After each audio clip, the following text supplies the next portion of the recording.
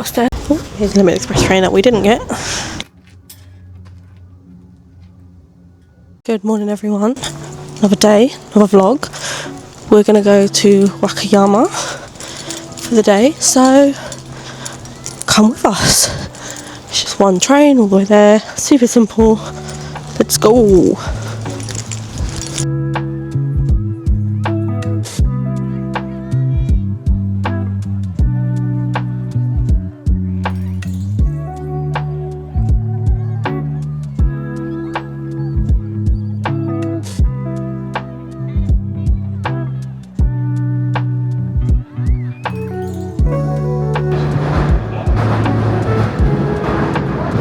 Here's a Limited Express train that we didn't get. Lol. We have arrived at Wakayama. And here we are.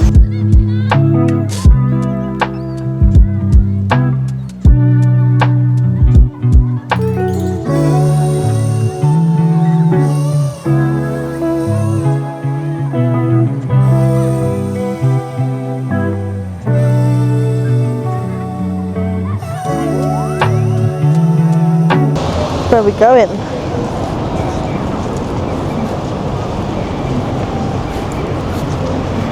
We have arrived! And it's very sunny. It's a bit warm, it's decent. It's not actually that cold at all. The sun is in my face. Number 5, I think? Bus number 5. Because we're going to go to Wakayama Castle.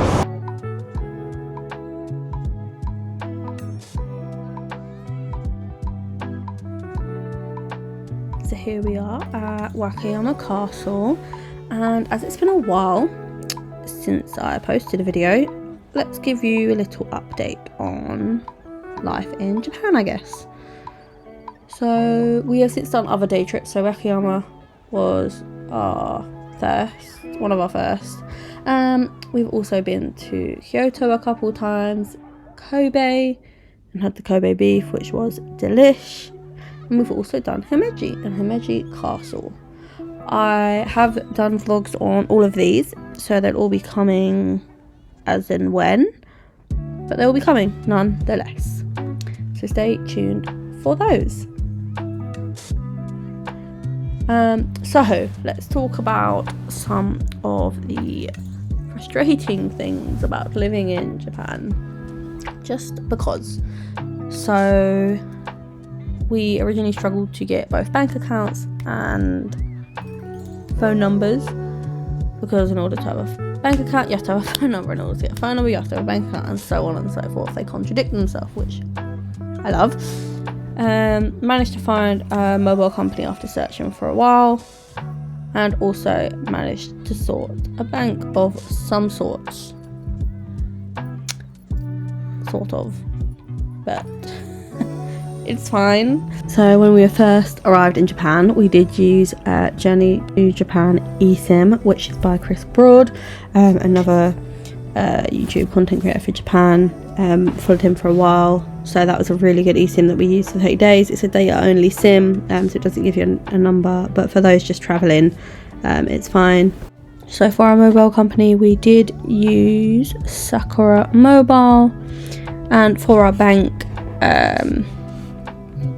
it is JP Post. For those that are wondering, those that are maybe in Japan that are also struggling like we were, they're who we used. Also, looking for accommodation can be a bit tricky, or has been a bit tricky, because typically rental contracts here in Japan are actually minimum of 2 years, and you have to guarantee that as well. You can't actually break the contract. It's not like you can give a month's notice like you can in the UK. So when you're just here on the kind of working holiday visa, it's a bit different. So sorted it though, which is always great. So yeah, nonetheless it's sorted, but it wasn't easy. You have to persevere a little bit with that. So yeah. But yeah, if you're thinking about planning a trip to Japan, I know a lot of people do more days in Tokyo than they do Osaka, but I do think Osaka is quite underrated, because you can get to a lot of places within like an hour, as I say. So you got like Kobe, Himeji, Wakayama, Kyoto, Nara. They're all really accessible from Osaka. It's just a couple trains. It's really good. Whereas in Tokyo, because Tokyo is, as everyone knows, the biggest city in the world, you pretty much go an hour one way or an hour north or east or south, and you are still in Tokyo. So Tokyo is kind of like a never-ending city almost. So yeah, bear that in mind. Would definitely recommend spending some more time in Osaka. I just found there's also more culture like through Osaka and Wakayama. Wakayama was really, really peaceful. There was some tourists, but I found it was quite peaceful, unlike the busyness of Kyoto or Tokyo.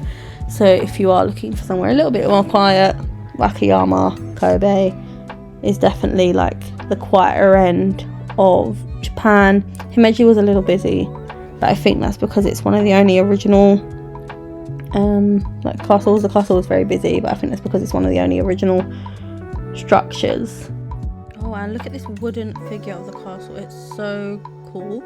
They actually have a lot of this like paper wooden stuff in like lots of animes and stuff. There's like lots of wooden where you can make them. I've seen it quite in a lot of places, so I think they really like their wooden structures, 3D figures. I don't know what you'd call it, but yeah, they obviously really like that. So whilst we walk around, let me tell you some differences between the UK and Japan's public transport.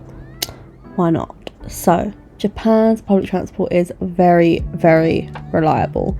It's always on time. In fact, sometimes early, never late. The only time there may be delays, I have found, is in Tokyo, but everywhere else I've been, it's all been on time. They also have women only carriages between certain hours, so I believe it's between like morning time, like maybe 8 to 9, and then in the evenings I think it's between 5 and 7 or something like that. But either way, they have set times where it's women only carriages, which is kind of nice to have actually as an option. I think everywhere should actually have this. They also have on the floor, when you're getting on the train, it will tell you what carriage will, and where the doors will stop, so you haven't got to kind of guess where the doors will stop, which is also nice. Everyone does queue to get on the train, so there's always queues at each door, and everyone respects this rather than, you know, jumping in front of people that have been waiting perhaps a bit longer. Also, unlike in the UK, I guess, where not as many people use public transport as maybe drive, there are a lot more people actually using public transport, especially given that there's like a lot more people, but the larger portion of people do use transport as opposed to driving. The trains are also really, really quiet. No one talks on the phone, no one speaks loudly. It's really kind of nice. You really get to like appreciate the journey. If he was a samurai, this would be his armor. It would actually, it actually makes sense. Pretty much every train station feels like Gatwick Airport. You will literally get lost in the airport trying to look for a certain exit. Sometimes Google Maps will say like follow signs for this exit, and you just can't see signs anywhere. So the best way I like to do it is to just get out of the station and worry about where I end up later. We also have rail cards that get us wherever we need to go, kind of like an Oyster card, but obviously you can use it on the underground or any train, any mode of transport actually, a bus, a train, an overtrain, anywhere essentially. So different prefectures will have different cards, which is kind of cute because in Osaka we had an Akoka card, which kind of looks like a little penguin, super cute. And then in Tokyo we've had a Suica card, which is green, and I think it also actually has a little penguin on it. But they're different cards for different prefectures. But as I say, you just top them up as you go, and you can get these cards on your phone as well. So if you wanted it on your phone, you could put it on your phone and then you just top it up from like your Apple Wallet. I'm not sure if it works with Android, not 100% sure, but yeah, I like to keep the physical cards. I think it's kind of cute. Got like a little card holder for them, super cute. Oh yeah, and the transport is just very, very clean, just like pretty much all of Japan, spotless, so you don't ever feel like you're sitting on some grubby seat.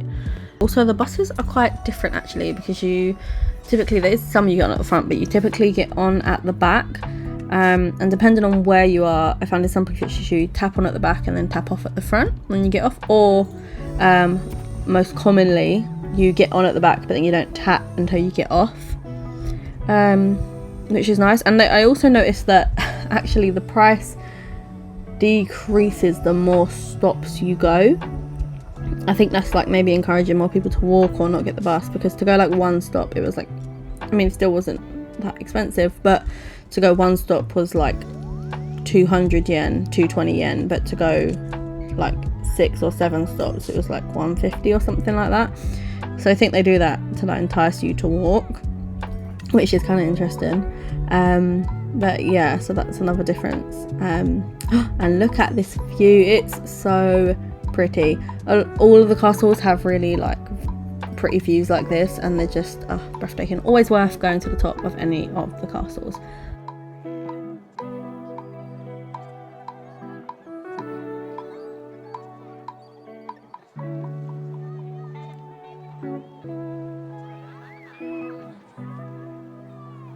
Oh yeah, and here is some of the original brickwork. As you can see, it's actually under this castle structure, which a lot of the castles are like this. As you would have probably seen on my previous vlogs, I have said that Osaka's castle, the original castle, is protected underneath the new reconstruction. So our plan pretty much after Wakayama Castle was to go to get some lunch and then stop off at Kimii-dera Temple, which we did do, and I must say the view is just unbeatable, and I don't even think my camera's gonna do any of it justice, if I'm honest. Yeah, Wakayama is definitely underrated, and if you're in Osaka and you have a spare day, I just highly recommend you put it on your itinerary. We're gonna go to, where are we going? A temple? I believe it's called Kimii-dera Temple. Probably said that wrong, but we move. We have to get a bus. It's right here. You come out through this back way. I think basically everything, by the way, in Wakayama as well is not in any English, which no hate, no problem. But we just can't read it. Earlier we almost didn't get on the right bus. I missed the bus nearly because we couldn't see what bus was for where. Okay. So now we're just waiting for the bus. I will catch you guys up when we are at the temple, probably. The Museum of Modern Art is right there. Do you want to go? The prefectural office is right here. Oh, so if you stayed in Wakayama, I see. Right here, so I'll catch you guys up when we're at the temple. I might go to this museum, I don't know. Okay. So we have just come for a spot of lunch. We've chosen Mos Burger, which at home normally has a big queue. This was for both of us, so I got a hot dog meal and Ricardo got a burger meal. And this is what it came to. Ricardo will put the price in, as he always does. This is a selection of what you can get. Burgers, hot dogs. Yeah.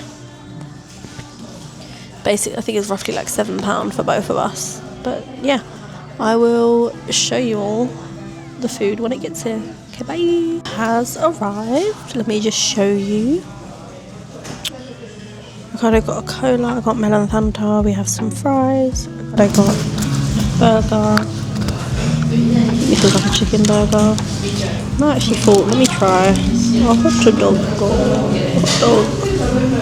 Yum. Fries are really good. As always, I'll eat this and catch you guys up while I'm doing our temple. Bye. That is where we're going, all the way up there. All the way up. So here we are at Kimii-dera Temple. I think we got here about 3 o'clock-ish, and the walk actually wasn't as bad as I was expecting it to be honest.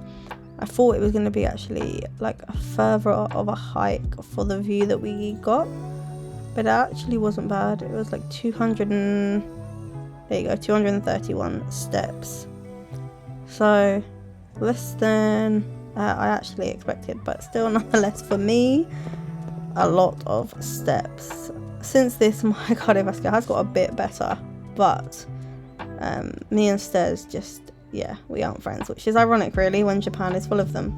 Oh yeah, and there also was a like cable car to take you to the top if you wanted, but do you know what, since being in Japan I've done a lot bigger, higher hikes, so this didn't actually feel too bad. I mean, I say that and then you're gonna see my face and I'm gonna struggle.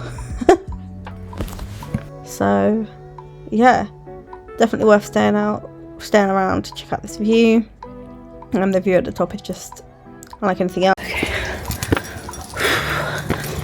Upstairs. Catch you guys up when I get to the top. As you can see, there's not really any tourists here, like I was saying, as it's very, very empty.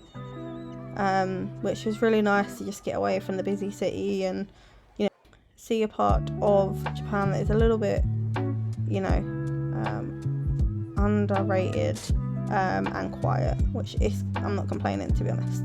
I like the peace and quiet.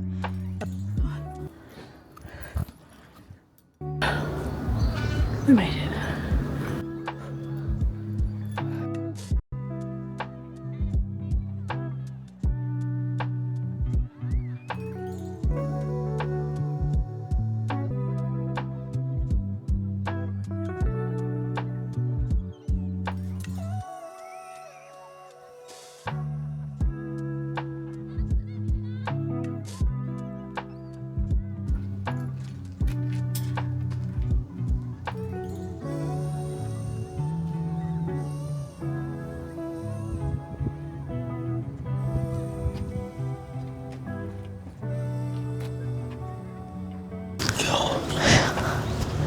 Wow, the view is. The time we've done, I was expecting something so much worse. I'm not even out of breath. No, I mean, I'm just. I was expecting to hike for like 25 minutes. Same. This was like a 5-minute step. Yes, I struggled. Kimii-line.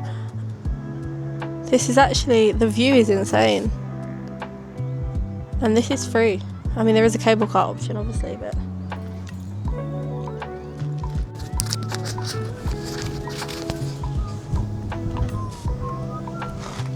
Oh, this is Wakayama. This does not do it any justice, by the way, guys. This just really doesn't. Wow. Yeah, see, that view was amazing, and I just really liked how peaceful and quiet and how not busy it really was. You really got to like appreciate the beauty of what was here as opposed to just seeing loads and loads of crowds, which was really nice for a change. There is also a really nice waterfall here in Wakayama. It's a bit far to get to. I think it's like a 6-hour round trip, 8-hour round trip, so I'm hoping at some point we can do that and go back. But yeah, oh, here we are washing our hands and our mouth. This is a purification ritual that they do here before going into a main sanctuary, as you can see. But yeah, it was just really nice to do things without, you know, the big hustle bustle of the crowds and really get away from the city. But yeah, enjoy this little walk around. Oh, this reminds me of the Kyoto gates, Kimii-dera shrine. So if you want a picture in somewhere that's a little bit more quiet and almost the same effect, do it there. But yeah, this reminds me of something out of like a Studio Ghibli film, for those that may have seen them. I don't really know why, maybe Spirited Away or something, where she walks across the bridge. But yeah, I really enjoyed it. So after the temple, we took a little walk into the town across this little bridge, which was super cute and rural. Peace, love it. We then also stopped in a book off. If you don't know what a book off is, it's essentially like something similar to a CX of some sort, but better. 10 times better. Google it if you're not sure. We then stopped in Mr. Donut. These donuts are delicious, by the way. Ricardo got a chocolate shake and I got a delicious milky tea. I normally like my teas a bit stronger, but these are actually quite nice. The teas here are actually delicious. But yeah, this is pretty much everything we got up to, and then from this we got the train home, and as I say, it's super convenient because it's just one train all the way back to our accommodation, which is super handy. But yeah, oh, not me dropping the Oreo pieces. Whoops. But yeah, definitely worth it. As I say, if you've got a spare day, please visit Wakayama. Very highly recommended. Bye. Thanks for coming with us to Wakayama. Catch you in the next one. Okay, bye.